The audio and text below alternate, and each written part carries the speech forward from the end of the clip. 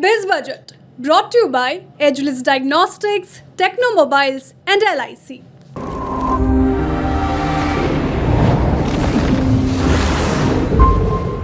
नमस्कार, बिज तक में आपका स्वागत है। मैं हूं सौरभ दीक्षित। आज हम बात करने वाले हैं आरबीआई, सेबी और बैंकों की नई परेशानी के बारे में।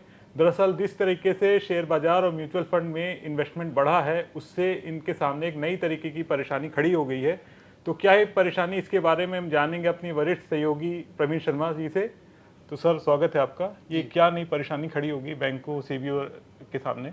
असल में देखिए, पिछले कुछ सालों में जिस तरह से शेयर बाजार में रिटर्न मिले हैं, म्यूचुअल फंड्स में जिस तरह के रिटर्न मिले हैं और लोगों की एक भीड़ पूरी की पूरी बाजार और म्यूचुअल फंड की तरफ जो दौड़ी है, उसने अब सेबी को, आरबीआई को और बैंकों को परेशान करना शुरू कर दिया है। मामला है बैंकों की डिपॉजिट का। बैंकों की डिपॉजिट ग्रोथ वैसी नहीं हो रही है जैसा कि उनकी होनी चाहिए। दूसरी बड़ी समस्या इसमें यह है कि क्रेडिट ग्रोथ बैंकों की ज़्यादा तेज है, डिपॉजिट ग्रोथ कम है। Reserve bank governor Shaktikanta Das और सेबी चीफ माधवीपुरी बुच दोनों इसी शुक्रवार को इस मसले को लेकर बड़े बयान दे चुके हैं। हमने अपनी एक रिपोर्ट भी की थी जिसमें इस पूरे मसले को हमने बारीकी से अपने दर्शकों को समझाया था। मामला यह है कि बैंकों का जो डिपॉजिट ग्रोथ है वो आप समझिए कि 2019 में, जून 2019 में 125 लाख करोड़ जो था बैंकों के पास डिपॉजिट, वो अब इस जून 2024 में बढ़ के 213 लाख करोड़ पे पहुंच गया है। और इसमें इतने 5 साल में 70% की ग्रोथ दर्ज की गई है। दूसरी तरफ अगर हम म्यूचुअल फंड्स को देखें तो उनमें के जो AUM है, यानी असेट अंडर मैनेजमेंट है, वो 24 लाख करोड़ के आसपास थे और अब वो बढ़ के 61 लाख करोड़ के रुपए के ऊपर निकल गए हैं। यानी इसमें 150% से ज़्यादा की ग्रोथ दर्ज की गई है। और जो आरबीआई गवर्नर हैं, उन्होंने ये फिक्र जताई है कि म्यूचुअल फंड्स में जिस तरह से पैसा जा रहा है वो बैंकों के लिए स्ट्रक्चरल लिक्विडिटी इश्यू पैदा कर सकता है। एक यहाँ पे आंकड़ा और समझने वाला है कि जो 2020 से अब तक अगर हम देखें तो बैंकों के जो सेविंग अकाउंट्स है उसमें डिपॉजिट्स का जो शेयर है वो 32.8% से घट के 31.2% पर पहुंच गया है। तो इस हिसाब से ये पता चल रहा है कि लोग अपना पैसा एक तरह से बैंकों में न डाल के इन्वेस्टमेंट में डाल रहे हैं। उसके पीछे भी एक वजह है कि जिस तरह से महंगाई बढ़ी है उसने लोगों की सेविंग्स को खत्म कर दिया है। तो अगर आप बैंक में डिपॉजिट करते हैं, एफडी करते हैं या आरडी करते हैं, तो वहाँ पे आपको जो रिटर्न मिल रहा है 5-6% या 7% का जो आपको इंटरेस्ट मिल रहा है, 5% की तो महंगाई का ही एवरेज है। मान लीजिए आज के इकोनॉमिक सर्वे में भी कहा गया 2024 में जो FY 23-24 है उसमें एवरेज जो इन्फ्लेशन, रिटेल इन्फ्लेशन का रेट है वो 5.4% रहा है। तो इसका मतलब है कि आप जो पैसा बैंकों में जमा कर रहे हैं उस पर रिटर्न नहीं मिल रहा है जो आपकी महंगाई को मात दे।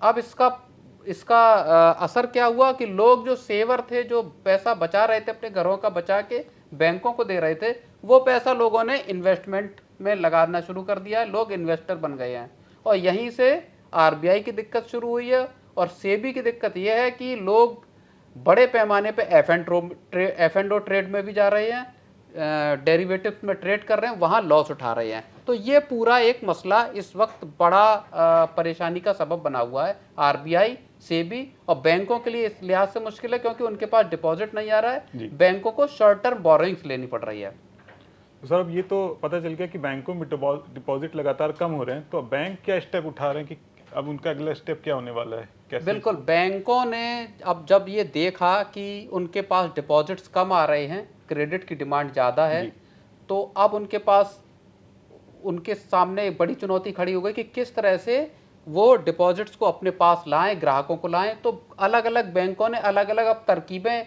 इस्तेमाल करना शुरू कर दिया। और यही चीज़ हमारे इस स्टोरी का खास फीचर है कि बैंक अब ऐसे तरीके अपना रहे हैं ताकि लोग उनके पास पैसा जमा करें।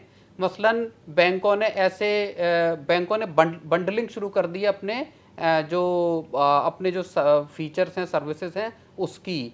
ऐसी स्वीप सर्विस स्टार्ट कर दी है कुछ बैंकों ने, जहाँ पे कि आपके डिपॉजिट, वो सेविंग अकाउंट्स और करंट अकाउंट में जो पैसा है वो आपका एफडी में कन्वर्ट हो जाता है। तो एक ये चीज़ है।